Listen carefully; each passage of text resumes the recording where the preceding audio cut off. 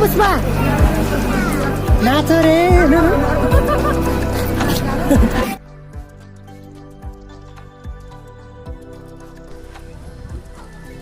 So हामी चाहिँ हिँडिरहेको छौँ सिम्बा खोलाको लागि। यो चाहिँ हाम्रो यात्रा हो भन्दै।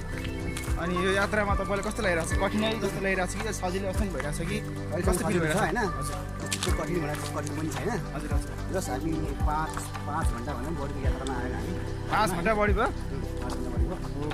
अब हाम्रो तर 5 घन्टा भयो जस्तो मलाई फिलै भएन नि त आज। किन 7 बजी हिँड्ने 12 बजिसक्यो होइन? हजुर। अन्त यतिको त चाहिन्छ। अनि लङ टुर भनेको यही त हो नि रमाइलो भनेको होइन?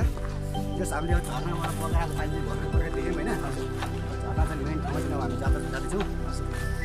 ए हो र? हो नि यो हेलो मोबाइल नहेर न, भिडियो हेर क्या, भिडियो। यस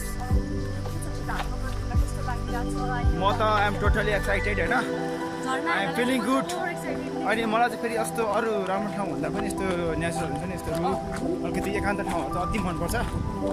अनि यो ठाउँमा चाहिँ एकदम आएको भएर एकदम खुसी छु म। I don't have any regrets.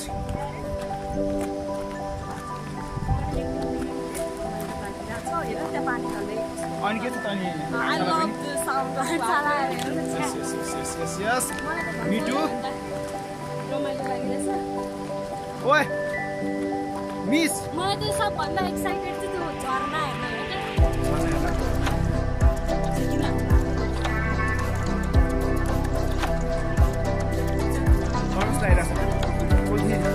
कसलाई के भन्नु पर्छ भन्दै? मलाई त एकदमै धेरै रमाइलो लागिरहेछ। अनि फर्स्टली त के अरे हामी एकदम धेरै एक्साइटेड छौँ किनभनेदेखि फाइनली हामी जुन सिम्बा झर्नालाई हेरेर भनेर उहाँदेखि यस्तो दुःख गरेर अहिले आउनु भएको छ। उहाँहरूले चाहिँ के भन्न चाहन्छु भने तपाईँहरूले चाहिँ एकदमै धेरै राम्रो मुमेन्ट मिस गर्नुभयो। अब त्यहाँनिर हामीले एकदमै धेरै राम्रो भ्यूहरू देखिरहेका थियो। अनि हेर्नु त आज कति राम्रो भएर आज तपाईँहरूले पनि हेर्न पाउनु भएन।